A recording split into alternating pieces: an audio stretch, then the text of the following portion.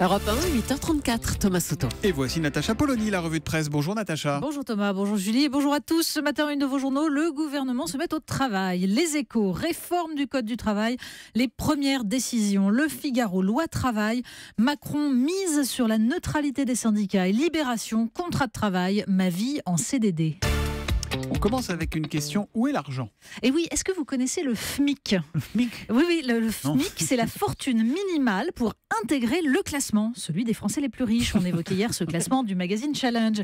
Eh bien, l'humanité nous rappelle qu'en un an, si le SMIC, le salaire minimum, a augmenté de 0,93%, le FMIC a bondi de 30%. Et oui, en 20 ans, le patrimoine des 10 plus grosses fortunes françaises a été multiplié par 12, quand le PIB n'était multiplié que par 2. Alors pendant ce temps, dans les Échos, Jean-Francis Pécresse s'insurge contre les mensonges du budget 2017 préparé par François Hollande et Michel Sapin.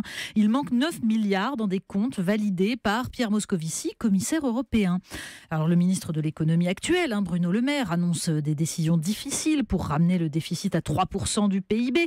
Mais comme l'écrit l'éditorialiste, Emmanuel Macron lui-même ne peut pas feindre d'être tombé de l'armoire en lisant l'audit de la Cour des comptes. Il ne pouvait pas ignorer que les promesses fiscales de François Hollande seraient en partie infinançables.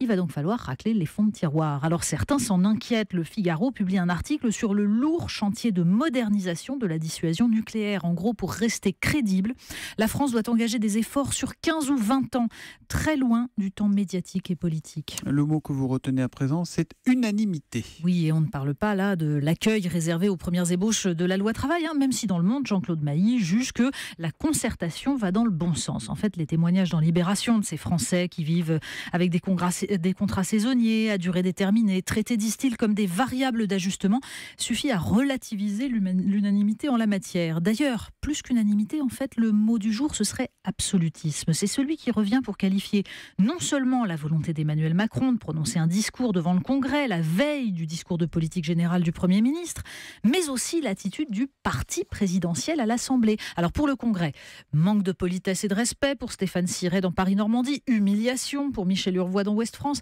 Emmanuel Macron veut faire de Versailles un rendez-vous solennel annuel, copie conforme du discours sur l'état de l'Union prononcé chaque année devant le Congrès par un président des États-Unis, où la fonction de Premier ministre n'existe tout simplement pas, résume Dominique Garot dans La Charente Libre. Mais aujourd'hui en France s'intéresse surtout au hold-up à l'Assemblée nationale. Alors l'élection de Thierry Solaire au poste de questeur pose problème. La tradition, nous dit le journal, veut que l'un des 3 questeurs soit choisi parmi l'opposition. Ah non, parmi les groupes minoritaires, rectifie l'intéressé. Oui, subtil.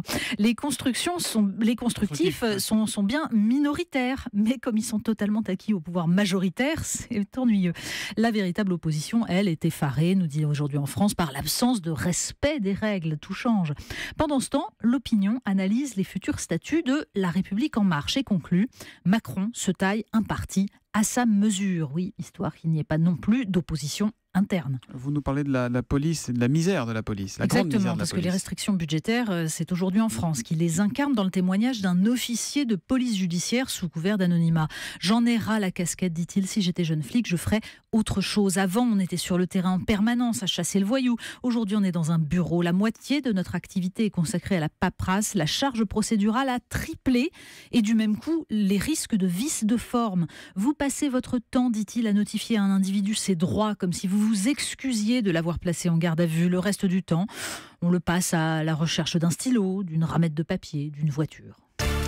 Et on va terminer par un détour au Stade Vélodrome. Exactement. Alors au départ, il y a un jeune rappeur qui tourne donc au Stade Vélodrome une vidéo de promotion d'un festival avant le concert prévu le soir à Marseille. Mais Slate nous raconte que Vald, le jeune rappeur, est un provocateur. Sur la vidéo, il chante vêtu d'un t-shirt du PSG. Et oui. Alors le concert se passe sans problème. C'est sur Twitter qu'il y a des problèmes. Mais la mairie, elle, juste après le concert, proteste et la société de gestion du stade menace de porter plainte. Du coup, la vidéo est supprimée. Conclusion, on censure un artiste, non pour des propos incitant à la haine, mais pour un vêtement qu'il porte. C'est ça finalement la volonté d'hégémonie. Une seule couleur dans un stade, dans un hémicycle, partout, tout ce qui est circulaire. Ça dit des maillots du PSG au Vélodrome, on en a déjà vu de temps en temps quand il y a un match Marseille-PSG par exemple. Oui, mais visiblement là c'est pas possible quand c'est un rappeur. Ça ne passe pas. Merci beaucoup Natacha Polony, MC Natacha, qu'on retrouvera demain à 8h30. À demain. À demain.